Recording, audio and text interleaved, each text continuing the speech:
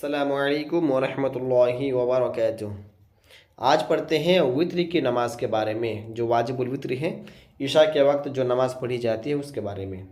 وطر کی نماز واجب ہے۔ اگر کسی وجہ سے وطر کی نماز وقت کے اندر نہیں پڑھی تو وطر کی قضا پڑھنی واجب ہے۔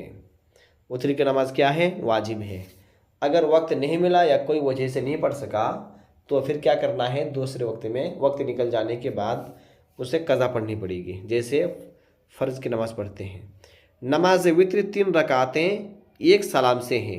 2 رکعت پر بیٹھے اور صرف اتحیات پڑھ کر تیسرے رکعت کے لیے کھڑا ہو جائے، اور تیسری رکعت میں بھی الحمد اور سورہ پڑھے، پھر دونوں ہاتھ کان کی لو تک اٹھائے اور اللہ اکبر کہہ کر پھر ہاتھ باندھ لے اور دعائے قنوت پڑھے۔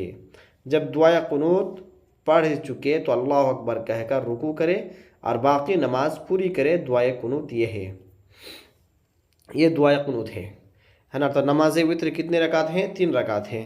جیسے مغرب کی نماز 3 رکعت پڑھتے ہیں، ویسے نماز وطر بھی 3 رکعت ہے۔ مغرب میں اور وطر میں کیا فرق ہے؟ مغرب میں تیسری رکعت میں صرف سورہ فاتحہ پڑھ کے رکوع میں جاتے ہیں، اور مغرب کی نماز فرض ہے اور وطر کی نماز واجب ہے۔ نیت بھی فرض اور واجب الگ الگ کرنا پڑے گا، ٹھیک ہے؟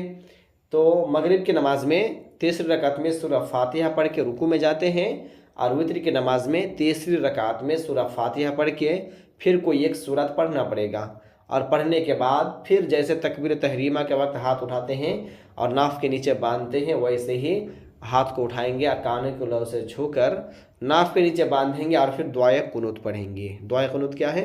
اللہم انا نستعینک ونستغفرک ونؤمن بک ونتوکل علیک ونثنی علیک الخیر ونشکرک ولا نکفرک ونخلع ونترک من یفجرک اللہم ایاک نعبد ولک نصلی ونسجد والیک نسعى ونحفد ونرجو رحمتك ونخشى عذابك ان عذابك بالکفار ملحق۔ یہ دعائے قنوت ہے، یہ یاد ہونا چاہیے۔ مسئلہ جو دعائے قنوت نہ پڑھ سکے تو وہ پڑھے، وہ یہ پڑھے اللہم ربنا آتنا فی الدنیا حسنۃ وفی الآخرۃ حسنۃ وقنا عذاب النار۔ دعا قنوت یاد کر لینا چاہیے۔ اگر یاد نہیں ہے، جب تک یاد نہیں ہوا ہے تب تک یہ دعا پڑھ کے کام نکالیں، اور جس سے یہ بھی نہ ہو سکے تو 3 مرتبہ اللہم غفر لے پڑھ لے، اس کی وطر ادا ہو جائے گی۔ اگر وہ بھی دعا یاد نہیں ہے ربنا آتنا فی الدنیا، تو پھر کیا پڑھنا ہے؟ اللہم غفر لے، کتنے بار؟ 3 بار، تو پھر نماز وطر ادا ہو جائے گی۔ مسئلہ دعائے قنوت وطر میں پڑھنا واجب ہے۔ اگر بھول کر دعائے قنوت چھوڑ دے تو سجدہ سہو کرنا ضروری ہے، اور اگر قصداً چھوڑ دیا تو وطر کو دہرانا پڑے گا۔ دعائے قنوت پڑھنا کیا ہے؟ واجب ہے۔ اگر جان بوجھ کر چھوڑے گا تو دوبارہ نماز پڑھنا پڑے گا، سجدہ سہو سے بھی کام نہیں ہوگا۔ اور اگر بھولے سے چھوٹا کہ دعائے قنوت نہیں پڑھا تھا، رکوع میں چلا گیا، پھر یاد آیا، ہاں ہے نا، تو ایسی صورت میں اس کو لوٹ کے آنا تو نہیں ہے، بلکہ رکوع سجدہ کر لیں گے اور آخر میں سجدہ سہو کرنا پڑے گا، تو نماز ہو جائے گی۔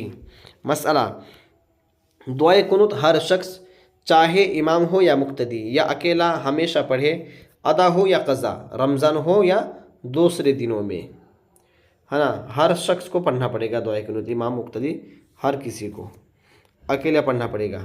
لیکن تراویح میں کیا ہے؟ دعائے وطر کو دعائے قنوت کو ہر شخص پڑھنا پڑے گا، چاہے جماعت کے ساتھ پڑھے یا پھر فرداً نماز پڑھے، دعائے قنوت ہر کوئی پڑھے گا۔